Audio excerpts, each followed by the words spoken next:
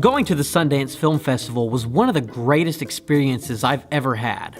There were lots of great films to see and lots of fun things to do around Park City.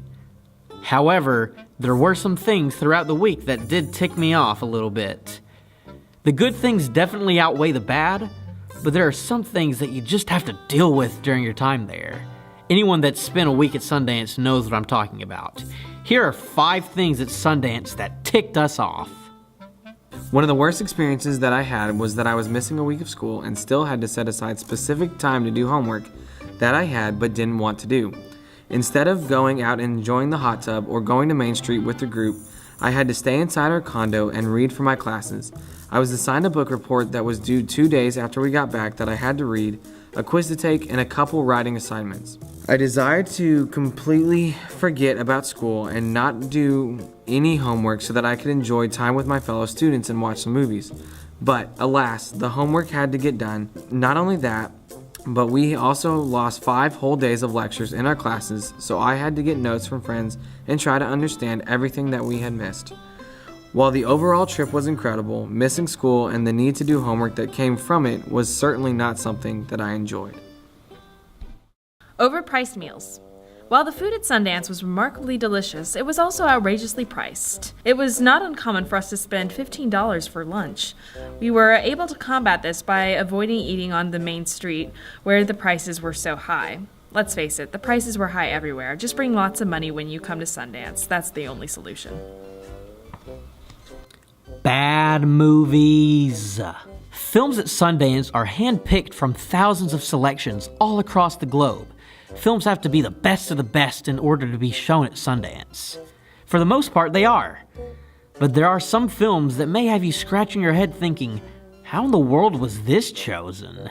This is the most apparent with shorts programs. Short films at Sundance are very hit and miss, with them being more experimental and on a smaller budget. The worst thing I saw, though, this week was a film named Golden Exits. This movie is boring. Nothing happens in the movie. There's never any escalation or conflict. It's just boring characters in a room talking about other boring characters who aren't in the room. Even its trailer is boring. Now, I don't usually dislike movies. There's only a handful of movies that I've ever walked out of the theater not liking. But after watching Golden Exits, I genuinely feel like I wasted an hour and a half of my life. Obviously, film is subjective and also takes a lot of skill and craft to create. But if you make a bad movie, I'm gonna let you know. And luckily, the good films definitely outweigh the bad. The transit system. To preface, I've traveled a lot in my life, so bus systems aren't foreign to me. However, the transit system in Park City was perhaps the most complicated I've ever seen in my entire life. There were dozens of routes, I never saw a map, and during peak times the buses were always overcrowded. Perhaps the worst experience was the day our completely full bus was the victim of a hit and run. As I rushed to open a window for the woman beside me who was suffering a panic attack, an angry Eastern European couple barked at the defenseless driver to let them walk out into the middle of rush hour traffic. In return, an angry Philly resident commanded the couple to just shut up. Thankfully, no one was harmed, but that one experience is very telling of the entire Park City transit system. It's freezing! Sundance takes place in Park City, Utah in January, but it might as well take place in the Antarctic.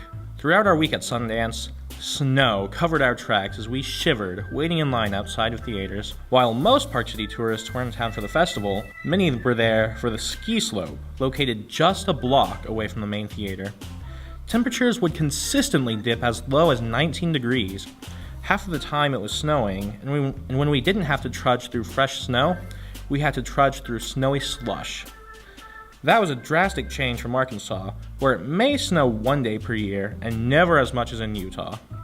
We constantly found ourselves stopping at different stores just to find warmth. A wise man once said, "It should be called Snow Dance, because there's no sun in sight."